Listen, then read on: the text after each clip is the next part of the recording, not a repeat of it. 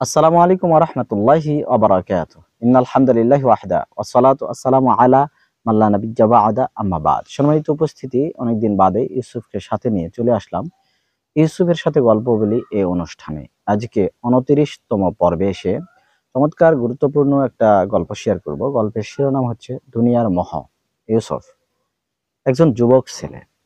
সে তার পিতার কাছে এসে বায়না ধরলো। সে বলল, বাবা, আমি একটা সুন্দরী ষোড়শী যুবতী মহিলাকে দেখে পছন্দ করেছি। আমি তাকে বিবাহ করতে চাই। বাবা বলল যে, চলো দেখে আসি তোমার দেখা সেই মেয়েটাকে। তাই মেয়ের বাড়িতে গিয়ে মেয়েকে দেখে এবারে বাবা বলল যে, এই মেয়ে এতটাই সুন্দরী আর এতটাই উপযুক্তা যে তুমি এর হকদার নয়। তুমি তো বেকার, তুমি তো কোনো কাজ করো না।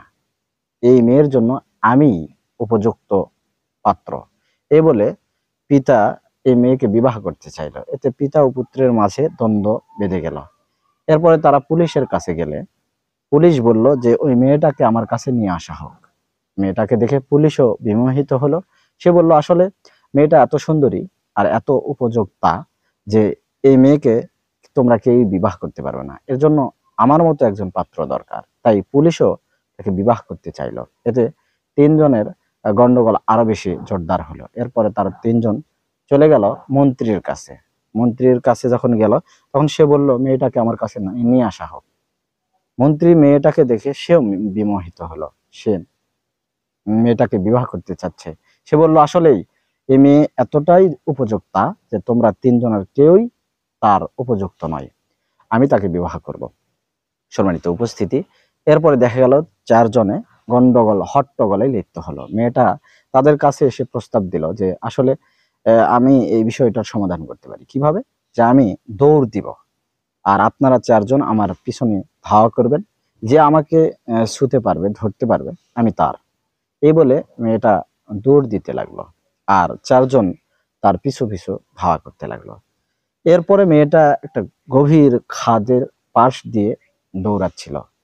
আর এই চারজন এতটাই বিমোহিত হয়েছিল যে তারা বুঝতেই পারেনি ওই খাদের মধ্যে চারজন পড়ে গেল।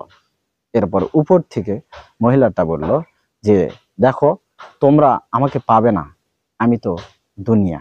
সম্মানিত উপস্থিতি, আমরা এই দুনিয়ার পিছনে ছুটছি। দুনিয়াটা সুন্দরী মহিলা, যুবতী মহিলার মতো। এই জন্যই আল্লাহ তাআলা বলেছেন সূরা তাকাসুরের মধ্যে, আলহাকুমুত তাকাসুর হাত্তা জুরতুমুল মাকাবির।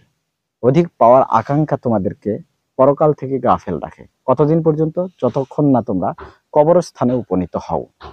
সম্মানিত উপস্থিতি, এবং ইউসুফকে বলছি, এই গল্প থেকে আমরা যেটা বুঝলাম, এই দুনিয়ার মায়ায় যদি আমরা পড়ে থাকি, এই জন্য আল্লাহ রাসূল সাল্লাল্লাহু আলাইহি সাল্লাম বলেছেন, ফাত্তাকুদ দুনিয়া ওয়াত্তাকুন নিসা। তোমরা দুনিয়া থেকে বেঁচে থাকো আর নারী দেখে থেকে বেঁচে থাকো। এই দুইটার সৌন্দর্য, এই দুইটার মোহে অসংখ্য মানুষ বিপদগামী হয়ে জাহান্নামী হচ্ছে। আল্লাহ তাআলা আমাদেরকে এই গল্প থেকে শিক্ষা গ্রহণ করে জীবন পরিচালনা তৌফিক দান করুন। আমিন। ওয়া আখিরু দাওয়ানা আনিল হামদুলিল্লাহি রাব্বিল আলামিন। আসসালামু আলাইকুম ওয়া রাহমাতুল্লাহি ওয়া বারাকাতুহু।